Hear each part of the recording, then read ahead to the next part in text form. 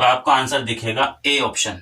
But पहली नजर कभी कभी धोखा दे देती है, तो दोस्तों इस पहली नजर के चक्कर में मत पड़ना। यहाँ -2 दिख जरूर रहा है, बट आपको ध्यान रखना चाहिए आप फाइंड क्या कर रहे हो, फाइंड कर रहे हो एरिया। हेलो दोस्तों, कैसे हैं आप लोग। Welcome back to my channel. मैं हूं शरद चौहान और एक बार फिर से आप सभी का स्वागत करता हूं अपने चैनल में। देखिए, आज है हमारा लेक्चर नंबर 4 कोऑर्डिनेट ज्योमेट्री यानी कि निर्देशांक ज्यामिति का। ये 4th क्लास है और इस क्लास में हम 2 टॉपिक कवर करने वाले हैं, area of triangle and collinearity of 3 points. Actually में जो हमने लेक्चर नंबर 2 में यहाँ पर एक लिस्ट डिस्कस की थी, उस लिस्ट में हमने सभी टॉपिक्स के नाम लिखे हुए हैं, जिसमें से हमने टॉपिक नंबर 1, 2, 3 को अभी तक कवर कर लिया है और आज हम कवर करने वाले हैं टॉपिक नंबर 4 एंड 5।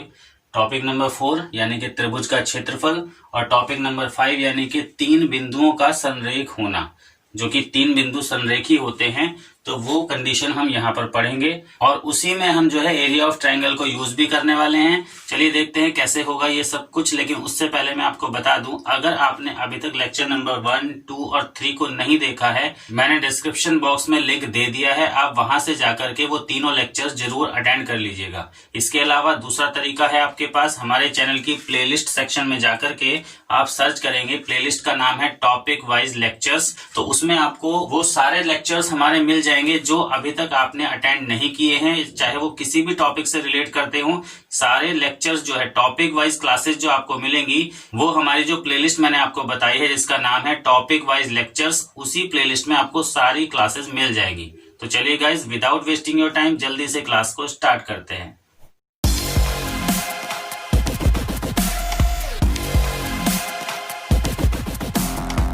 देखिए दोस्तों, सबसे पहले हम डिस्कस करेंगे एरिया ऑफ ट्राइंगल, मतलब त्रिभुज का क्षेत्रफल। तो यहाँ पर सपोज कर लीजिए एक ट्राइंगल हमारे पास है और जिस ट्राइंगल के तीनों वर्टिसेस के कोऑर्डिनेट्स मतलब निर्देशांक हमें दिए गए हैं A, B, C। सपोज कर लिए A के निर्देशांक हैं आपके x1, y1, B के निर्देशांक है आपके x2, y2 और C के निर्देशांक है आपके x3, y3, यानी कि तीनों वर्टिसेस के तीनों शीर्ष के कोऑर्डिनेट आपको दे दिए गए हैं। अब आपसे कहा जाता है कि इस ट्राइंगल का एरिया आप फाइंड कीजिए। वो बात अलग है, हमारे पास एरिया के लिए फॉर्मूला होता है half into base into height, लेकिन उसके लिए हमें बेस की भी जरूरत होती है और हाइट की भी, है ना। लेकिन जब हमारे पास ना तो बेस की लेंथ है ना हाइट की लेंथ है, अब आप कहेंगे सर यहाँ बेस की लेंथ तो आप कैलकुलेट कर लेंगे, बट हाइट की कैसे करोगे, क्योंकि हमारे पास ओनली 3rd वर्टेक्स है, उसके अलावा और कोई हेल्पिंग वैल्यू हमें नहीं दी गई है, ठीक है। तो हम इस फॉर्मूले को तो यहाँ पर स्किप करेंगे, समझ रहे हैं आप। तो हमारे पास कोऑर्डिनेट ज्योमेट्री में एक नया फॉर्मूला अवेलेबल होगा। देखिए क्या होता है, एरिया ऑफ ट्राइंगल का जो हमारे पास फॉर्मूला होता है वो ये होता है, area of triangle ABC is equal to half, और साथ में यहाँ पर आप एक बनाएंगे डिटर्मिनेंट यानी कि सारणिक x1, y1 1, x2, y2 1 and x3, y3 1। ये जो सारणिक मैंने यहाँ लिखा है, मतलब डिटर्मिनेंट यहाँ पे लिखा है, इसको यहाँ से हटा देते हैं, थोड़ा इसे साइड में कर देंगे यहाँ पर x2, y2। तो ये जो मैंने डिटर्मिनेंट आपको लिख के दिखाया है, जब आप इसको एक्सपेंड कर लोगे तो जो एक्सप्रेशन आपको मिलेगा वही एरिया ऑफ ट्राइंगल के लिए नया फॉर्मूला यानी कि कोऑर्डिनेट ज्योमेट्री के अकॉर्डिंग एक नया फॉर्मूला यहाँ बन जाएगा। तो वो फॉर्मूला अब मैं यहाँ डायरेक्ट लिख देता हूँ, area of triangle ABC will be equal to half into, यहाँ मैं स्पेस कर लूँ थोड़ा सा, इसे हटा देते हैं। चलिए, तो यहाँ पर हमने लिखा x1 into y2 minus y3 plus x2 into y3 minus y1 plus x3 into y1 minus y2। ये वो फॉर्मूला है जिसकी हम बात कर रहे थे, एरिया ऑफ ट्राइंगल यानी कि त्रिभुज का क्षेत्रफल ज्ञात करने का सीधा सीधा फॉर्मूला है और ये इसी से जनरेट होता है, ठीक है। तो आप ऐसे करना चाहें, इसको डायरेक्टली आप डिटर्मिनेंट की फॉर्म में भी एक्सपेंड कर सकते हैं, या फिर ऐसे एक्सपेंडेड फॉर्म है यानी कि ये पहले से ही एक्सपेंड कर दी गई है, आप इसको याद करके रखेंगे और इसमें जो है दिए गए शीर्षों के निर्देशांक को रिप्लेस करते हुए आप अपने त्रिभुज का क्षेत्रफल ज्ञात कर लेंगे। तो देखिए, एक तो बात हुई एरिया ऑफ ट्राइंगल की। जो नेक्स्ट हमारा टॉपिक था वो था कोलिनियरिटी ऑफ 3 पॉइंट्स।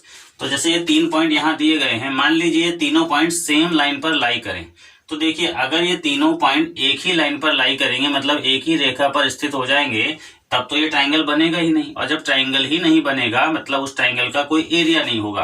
मतलब आप कह सकते हो area of triangle will be equal to 0। तो यही कंडीशन भी बन जाती है कोलिनियरिटी की। देखिए यहीं पर लिख देते हैं हम इसको, कोलिनियरिटी ऑफ 3 पॉइंट्स।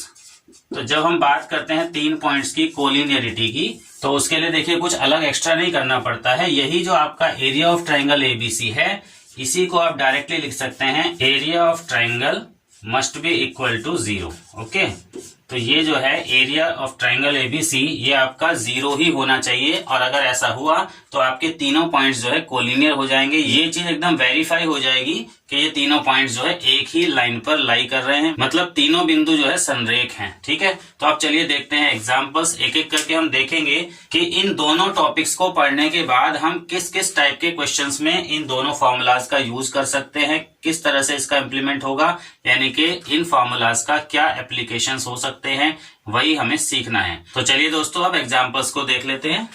चलिए देख लेते हैं, सबसे पहला एग्जांपल्स हमने कौन सा लिया है, पढ़ते हैं। Find the area of triangle ABC with A, B and C, यानी कि इन तीनों पॉइंट्स के कोऑर्डिनेट्स हमें दिए गए हैं, इनके निर्देशांक दिए गए हैं, और हमें इस ट्राइंगल का, इस त्रिभुज एबीसी का क्षेत्रफल ज्ञात करना है।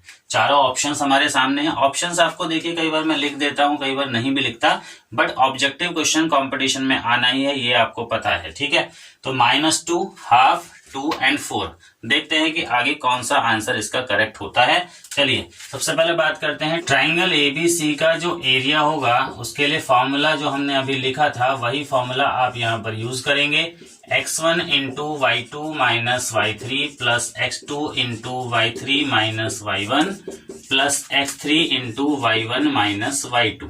ठीक है, देखिए जब मैं यहाँ फॉर्मूला लिखता हूं तो आप ये मत समझिए कि ये टाइम वेस्टिंग हो रही है। आप कंपटीशन में फॉर्मूला थोड़ी लिखेंगे, यहाँ क्लास चल रही है तो आपको फॉर्मूला लिखकर दिखाया जा रहा है। जितनी बार आप लिखोगे उतना आपको जल्दी याद हो जाएगा, इसीलिए आपको बार बार लिखकर दिखाया जाता है। बट आपको ये चीजें एग्जाम में कंपटीशन के टाइम ये सब स्किप कर देना है। आपको जब फॉर्मूला याद होगा तभी तो आप उसको इम्प्लीमेंट करोगे ना। तो याद कैसे होगा, बार बार लिखने से याद होगा। जितना लिखोगे, जितना देखोगे, जितना पढ़ोगे, जितना समझोगे, उतनी जल्दी याद करोगे। और जो एक बार याद हो गया उसके बाद आपको लिखने की जरूरत नहीं है, सीधे आप कोऑर्डिनेट्स यहां से देखकर डायरेक्ट लिख सकते हो।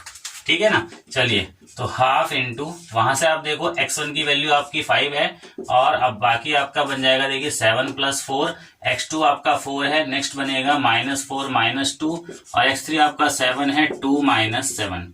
इस तरह से देखिए ये मैंने वैल्यू रिप्लेस कर दी। मैंने कुछ नहीं देखा कि x1 कहाँ है, y2 कहाँ है, आप डायरेक्टली इसको इम्प्लीमेंट कर सकते हैं। चलिए करते हैं इसको सिंप्लीफाई। हाफ इंटू, तो ये बन जाएगा, देखिए 7 4 11, 11 5 जा 55।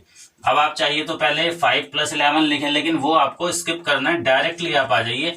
यहाँ देखिए क्या होगा, -6 4 जा 24 हो जाएगा, तो डायरेक्टली -24 लिखिए। यहाँ पर क्या होगा, -5 + 7, इसकी मल्टीप्लाई जब हो जाएगी तो ये -35 यहाँ पर बन जाएगा। अब आप इसको आगे प्रोसीड करेंगे।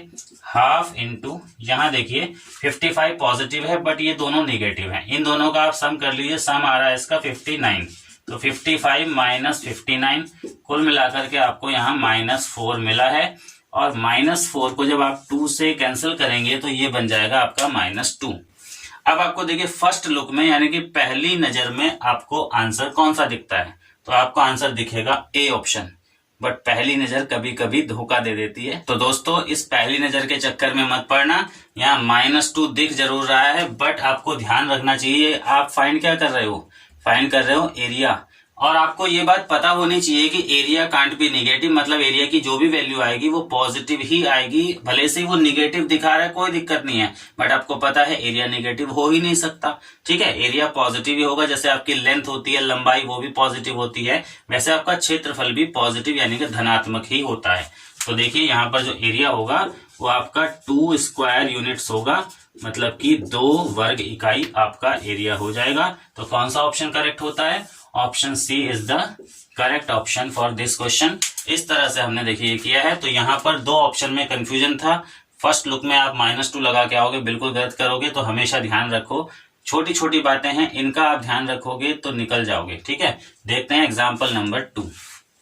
हाँ जी, तो चलिए देखते हैं एग्जाम्पल नंबर 2 को। एग्जाम्पल आपके सामने है। यहाँ पर मैंने 4 वर्टिसेस लिखे हैं, यानी कि 4 बिंदुओं के निर्देशांक लिखे हैं। ये शीर्ष हैं किसके, इस चतुर्भुज के यानी कि इस क्वाड्रिलेटरल के वर्टिसेस हैं, वर्टेक्स हैं। ठीक है, हमें बताना है इस पूरे चतुर्भुज का एरिया। इन चारों ऑप्शन में से सिलेक्ट करना है कौन सा ऑप्शन करेक्ट होगा। ठीक है, तो देखिए मैं इसको बता देता हूं आपको। कोई भी क्वाड्रिलेटरल है, रफली आप कोई भी डायग्राम कैसा भी बना लीजिए, किसी भी तरह का कोई भी क्वाड्रिलेटरल हो सकता है। ये है आपका, मान लीजिए ABCD। ठीक है, कहीं भी बना लीजिए, रफ है ये। अब ये चारों वर्टेक्स हमें दिए हुए हैं, यहाँ पे हम कोऑर्डिनेट लिख लेंगे। उसके बाद हम क्या करेंगे, इसका कोई भी एक डायगोनल को ज्वाइन कर लेंगे, एक विकर्ण को मिला दीजिए, चाहे AC को मिला दीजिए या BD को मिला दीजिए। अब यहाँ देखिए दो एरिया बन गए हैं, दो ट्राइंगल बन गए हैं, ट्राइंगल नंबर 1 और 2। एक तो आपका हो गया है देखिए ABC, तो एक तो आप area of triangle ABC find कर लेंगे। कैसे करेंगे, जैसे मैंने आपको फॉर्मूला यूज करके अभी एग्जाम्पल नंबर 1 में बताया था। और एक आप फाइंड करेंगे एरिया ऑफ ट्राइंगल, ये वाला ACD। ठीक है, और बाद में इन दोनों को कर देंगे ऐड, यानी कि दोनों को प्लस कर देंगे। जो भी आंसर आएगा आपका करेक्ट हो जाएगा। तो ये क्वेश्चन मैं आपके लिए छोड़ रहा हूं। कमेंट बॉक्स में जल्दी से कमेंट करके बताओ कि इन चारों में से कौन सा ऑप्शन करेक्ट है। 19 है या 53 है या 73 है या 72 है। तो जब आप कमेंट करोगे तो वहां लिख देना कि एग्जाम्पल 2 ऑप्शन C, या एग्जाम्पल 2 72, या एग्जाम्पल 2 53। जो भी ऑप्शन आपको करेक्ट लगे आप कमेंट करके जल्दी से मुझे बताओ। और अभी तक वीडियो को लाइक नहीं किया आपने, और लाइक करने के बाद शेयर करना भी मत भूलना, जल्दी से वीडियो को शेयर भी कर दो। चलिए देखते हैं एग्जाम्पल नंबर 3। हाँ तो दोस्तों, मैंने देख लिया एग्जाम्पल नंबर 3 यहाँ लिख दिया है, और ये कोलिनियरिटी की कंडीशन पर बेस्ड क्वेश्चन है। If A, B and C, देखिए 3 पॉइंट हैं, 3 बिंदु हैं जो कि संरेख हैं, मतलब कोलिनियर हैं, और हमें K की वैल्यू फाइंड करनी है। K कहाँ है, यहाँ देखिए कोई अननोन वैल्यू होगी, ये रहा, अज्ञात है यहाँ पर। ये इस पॉइंट का ऑर्डिनेट है, मतलब कि इसकी कोटि है। एक भुज है, एक कोटि। तो भुज तो आपको दिया गया है और कोटि अज्ञात है, इसे आपको ज्ञात करना है, इसे फाइंड करना है। ऑप्शंस आपके पास हैं ABCD, इसमें से आपको चारों में से एक ऑप्शन सेलेक्ट करना है। देखते हैं कौन सा होता है। चलिए, तो यहाँ पर देखिए ऐसा करेंगे, क्योंकि यहाँ पहले से ही पता है कि ये जो तीनों पॉइंट्स हैं वो कोलिनियर हैं, और अगर कोलिनियर हैं तो आपका ये जो एरिया ऑफ ट्राइंगल ABC होगा वो तो आपका 0 ही होगा, क्योंकि यही तो कंडीशन है। If 3 points are collinear then area of triangle ABC must be equal to 0। तो ये कंडीशन हमने यहाँ अप्लाई कर दी है। अब चलिए लेफ्ट साइड में हम क्या करेंगे, यहाँ फॉर्मूला लिखेंगे। फॉर्मूला आपको याद हो ही गया है, काफी बड़ा सा फॉर्मूला है, हमने कई बार लिख दिया यहाँ पर। तो देखिए बिना फॉर्मूला लिखे ही आप सीधे जो है कोऑर्डिनेट्स को यहाँ पर रिप्लेस कर दो। x1 y1, x2 y2, x3 y3 यहाँ पर रिप्लेस करो। तो देखो मैं करता हूं 2 इंटू, ये बन जाएगा हमारा देखिए K+3। नेक्स्ट बनेगा हमारा +4 इंटू -3 और नेक्स्ट हमारा बन जाएगा +6 into 3 K equal to 0। Half को आप यहां से हटा दें, क्योंकि सामने है 0। जब क्रॉस मल्टीप्लाई होगी 2 की 0 से, वो 0 ही बन जाएगा, इसकी कोई दिक्कत नहीं है। मतलब इसे यहां से आप हटा सकते हो, कोई प्रॉब्लम नहीं है। नेक्स्ट लाइन में आ जाइए आप, क्या बन रहा है आपका 2K + 6, यहाँ देखिए -6 इंटू 4 -24, और यहाँ पर आपका हो जाएगा 18 - 6K इक्वल टू 0। अब आप इसको सिंप्लीफाई कर लीजिए। इन दोनों का तो रिजल्ट बन रहा है देखिए आपका -4K। ठीक है, और यहाँ देखिए ये -24 है, और ये आपका देखिए 18 + 6, ये भी 24 है। तो 24 से 24 आपका समझ लीजिए कैंसिल हो गया। ठीक है, 6 और 18 मिलकर के दोनों एक साथ बने 24, और उस 24 से पॉजिटिव 24 से आपका निगेटिव 24 कैंसिल हो गया है। अब आप बताइए K की वैल्यू आपको क्या मिलेगी, 0/-4। तो result will be equal to 0। अब ये वैल्यू देखिए कुछ भी हो सकती थी, ऐसा नहीं है। यहाँ पर तो कोइंसिडेंस है, इत्तेफाक की बात है कि हमने कंडीशन लगाई थी area of triangle ABC is 0, but यहाँ K की वैल्यू भी 0 आ गई, बट ऐसा नहीं है। ये देखिए वैल्यू कुछ भी आ सकती है, ऐसा कुछ नहीं है कि 0 ही आएगी। तो इसमें कंफ्यूज होने की जरूरत नहीं है। ये 1 भी आ सकती थी, ये 1/3 भी आ सकती है। तो यहाँ पर हमने एरिया तो 0 रखा है, वो इसलिए रखा है क्योंकि ये तीनों बिंदु संरेख हैं, एक ही लाइन पर लाई कर रहे हैं। K की वैल्यू 0 ही आएगी, ऐसा जरूरी नहीं है, इस बात को दिमाग में बिल्कुल मत लाइएगा। इत्तेफाक है कि इस क्वेश्चन में ये 0 आ रही है, ठीक है, लेकिन कंफ्यूज कई बार बच्चे होते हैं, इसीलिए मैं आपको बार बार बोल रहा हूं कि ये 0 ही आएगी, ऐसा नहीं है, ये कुछ भी आ सकती है। ठीक है, एनी रियल नंबर। ठीक, इसके बाद देखते हैं एक और एग्जाम्पल नंबर 4। तो चलिए दोस्तों जल्दी से देख लेते हैं एग्जाम्पल नंबर 4 को। लेकिन इसे करने से पहले मैं आपको बता दूं, जिन लोगों ने अभी तक हमारा व्हाट्सएप ग्रुप ज्वाइन नहीं किया है, देखिए हमारे पास फ्री ग्रुप्स भी अवेलेबल है और पेड ग्रुप्स भी है। जैसे आपकी सहूलियत लगे वैसे आप ज्वाइन कर लो। इसके अलावा जिनको हमारे पेड नोट्स चाहिए तो आप पेड नोट्स ले सकते हैं। व्हाट्सएप नंबर मैं यहाँ लिख देता हूँ। हमारा व्हाट्सएप नंबर है 9410488119। तो इस नंबर पर आप कांटेक्ट कर सकते हैं, बट आपसे रिक्वेस्ट है कि आप ओनली व्हाट्सएप कीजिएगा, कॉल मत कीजिएगा, ठीक है। कॉलिंग की फैसिलिटी हमने सिर्फ पेड मेंबर्स को दी हुई है। जब आप हमारे पेड मेंबर्स बन जाएंगे आपको एक टाइमिंग दी जाती है और उस टाइम पीरियड में आप कभी भी हमें कॉल कर सकते हो अगर आप पेड मेंबर्स हैं तो। लेकिन अगर पेड मेंबर्स नहीं है तो आप ओनली व्हाट्सएप पर ही हमसे बात कर सकते हैं। एक और बात, जो हमारे पास जो कमेंट आ रहे हैं बहुत सारे कि हमें जो है आपकी पुरानी क्लासेस कैसे अवेलेबल होंगी, तो मैंने आपको बताया था पहले भी, दोबारा बता देता हूँ।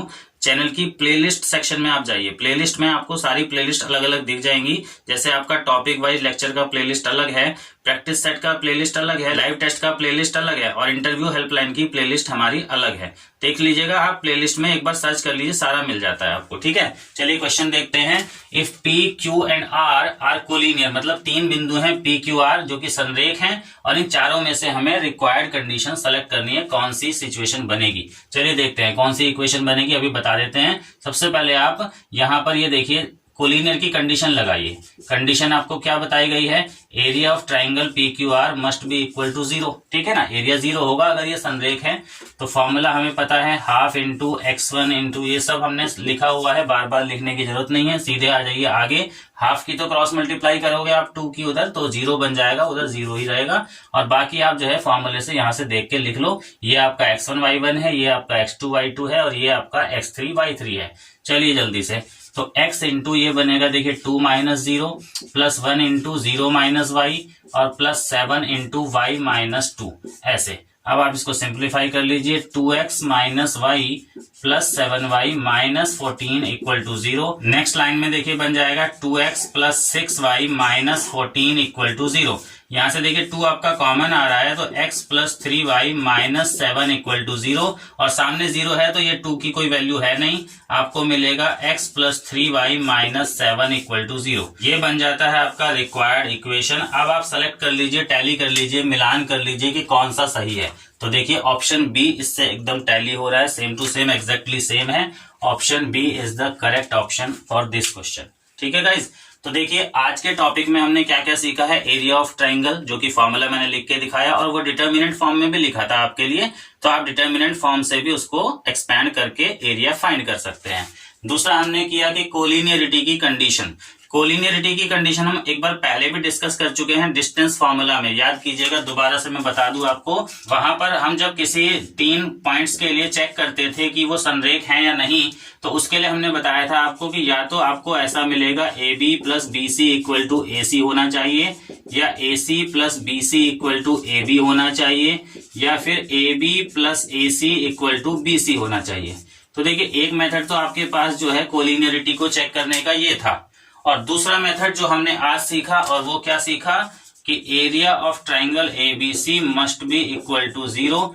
एक मेथड ये हो गया। तो ये मैं सर्कल क्यों बना रहा हूं पता है, ये जो है पहला मेथड है जो आपने सीख लिया था, ये जो है आपका दूसरा मेथड है जो आपने आज सीख लिया, और एक और मेथड आपके पास आने वाला है जिसको मैं लिख रहा हूं यहाँ नंबर 3, लेकिन वो आपको मिलेगा नेक्स्ट क्लास में, ठीक है। तो तभी आपको बताएंगे कि कौन सा है वो मेथड। तो ये समझ लीजिए कि अगली क्लास की तैयारी हमने कर दी है। लेक्चर नंबर 4 आज का ये था। इसके बाद जो लेक्चर नंबर 5 होगा जिसका नाम है स्ट्रेट लाइन, तो हम स्ट्रेट लाइन को इनिशिएट कर रहे हैं। और स्ट्रेट लाइन को पढ़ने से पहले जो सबसे पहला टॉपिक होता है स्ट्रेट लाइन से रिलेटेड, वो होता है स्लोप ऑफ अ लाइन, ठीक है। तो नेक्स्ट क्लास में मिलते हैं लेक्चर नंबर 5 में, जहां हम पढ़ेंगे स्लोप ऑफ अ लाइन, और वहीं से हमारी स्ट्रेट लाइन इनिशिएट हो जाएगी। हिंदी में इसको कहते हैं सरल रेखा, और स्लोप जो मैं बोल रहा हूं बार बार, स्लोप को हिंदी में हम कहते हैं प्रवणता, ठीक है गाइज। तो चलिए मिलते हैं नेक्स्ट वीडियो लेक्चर में, तब तक के लिए स्वस्थ रहिए, मस्त रहिए। Thank you so much, see you again.